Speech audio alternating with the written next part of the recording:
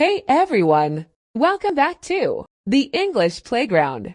Are you someone who loves coffee but gets a little nervous when it comes to ordering at Starbucks because of your English? Don't worry, you're not alone. In today's video, we're going to tackle that fear head-on and turn you into a coffee ordering pro.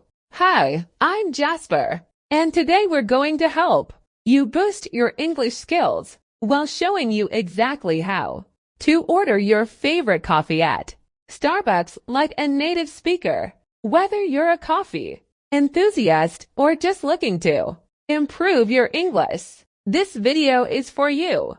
Why should you care about this? Well, ordering at Starbucks can be intimidating if you're not confident with your English, but don't let that hold you back from enjoying your coffee. We're here to make this process simple and fun. Plus, you'll pick up some useful phrases and vocabulary along the way. Section 1. The basics of ordering coffee.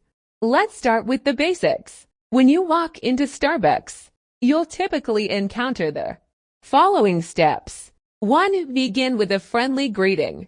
A simple hi or hello works perfectly. 2. Here's where you tell them what you want. You can say, "I'd like a tall latte, please." For example, "I'd like a tall latte, please." 3. If you want any extras, like extra syrup or milk, let them know. For instance, "Can I get an extra shot of espresso?" Or "I'd like almond milk instead of regular milk." Just say, "Here you go," and hand over your payment. Pretty simple, right? Let's see how it plays out in a real-life example. "Hi there. I'd like a grande cappuccino with 2 pumps of vanilla syrup, please. Can I also get it with oat milk? Thank you." Here's some useful vocabulary for your order. Sizes. Short, smallest size, typically 8 ounces. Tall, 12 ounces, considered small. Grande, 16 ounces, medium size. Venti, 20 ounces for hot drinks. 24 ounces for cold drinks, large size. Trenta, 31 ounces, extra large for cold drinks. Types of coffee. Americano, espresso with added hot water. Espresso, a strong, concentrated coffee shot. Latte, espresso with steamed milk and a small amount of foam. Macchiato, espresso with a small amount of frothy steamed milk. Mocha, espresso with steamed milk and chocolate syrup, often topped with whipped cream. Frappuccino, a blended iced coffee drink, usually with whipped cream. Modifiers. Decaf, coffee without caffeine. Skinny, made with non-fat milk and sugar-free syrup. Extra hot, coffee served at a higher temperature. Dry, less milk and more foam. Wet, more steamed milk and less foam. No foam, steamed milk without foam. Extra shot, adding an extra shot of espresso to your drink. Light ice, less ice in your cold drink. Whip, no whip, with or without whipped cream. Double, 2 shots of espresso. Syrups and sweeteners. Vanilla syrup adds a sweet vanilla flavor.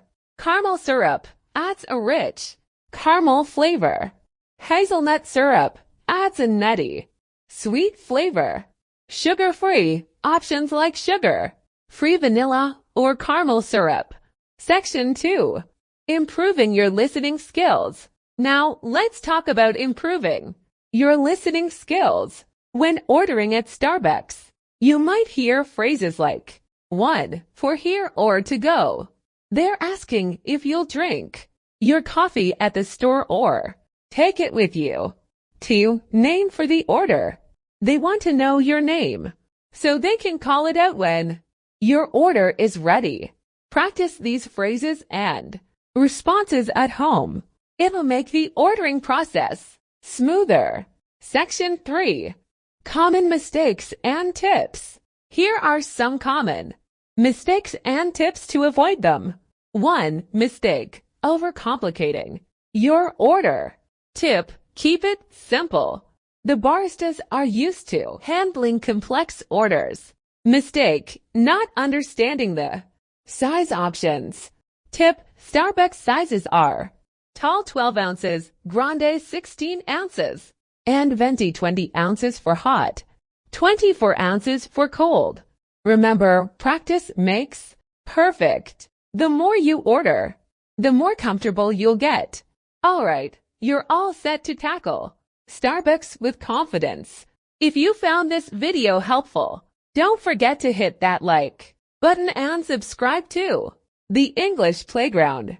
For more English tips and tricks, share this video with friends who might also find it useful. Got any questions or need more tips? Drop them in the comments below. I'd love to help out. Thanks for watching, and see you in the next video. Keep practicing and keep improving your English. Bye for now.